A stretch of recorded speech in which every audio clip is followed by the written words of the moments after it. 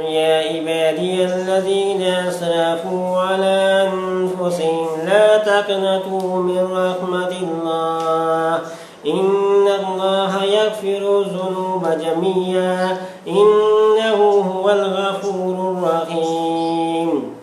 سأقبل يا خالقي من جديد كما أنت مني إلهي تريد وأرجو إذا أنت تقوى نريد جنان الخلود ومنك المزيد جنان الخلود ومنك المزيد عصيتك ربي فأمهلتني